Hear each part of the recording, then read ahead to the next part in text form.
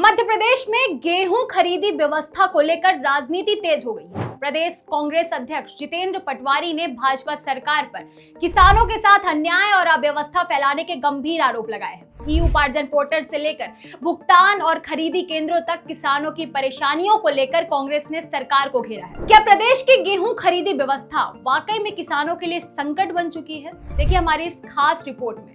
नमस्कार, मैं तनु भदौरिया और आप देख रहे हैं बिंद फर्स्ट।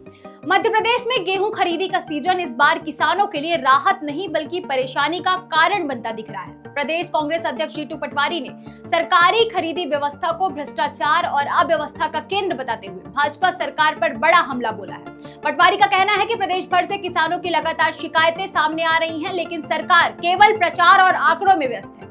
उन्होंने आरोप लगाया है कि ई उपार्जन पोर्टल पर किसानों को स्लॉट नहीं मिल रहे हैं, सर्वर बार बार डाउन हो रहा है और स्लॉट खुलते ही कुछ मिनटों में भर जा रहे हैं। इसके कारण किसान दिनों तक अपनी फसल लेकर इंतजार करने को मजबूर है। कांग्रेस का दावा है कि कई किसानों का पंजीयन सैटेलाइट सर्वे और एआई सत्यापन की गलतियों की वजह से निरस्त या लंबित हो गया है, यानी खेत में गेहूं मौजूद होने के बावजूद रिकॉर्ड में जानकारी गलत दिखाई जा रही है।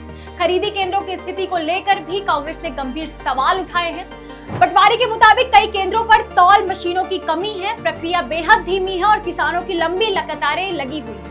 कई किसान ट्रॉलियों में गेहूं लेकर घंटों नहीं बल्कि कई दिनों तक इंतजार करने को मजबूर है। इतना ही नहीं, बारदानों की कमी का मुद्दा भी अब बड़ा विवाद बनता जा रहा है। आरोप है कि किसानों पर खुद बोरे लाने का दबाव बनाया जा रहा है, जिससे उनकी लागत और परेशानी दोनों बढ़ रही है।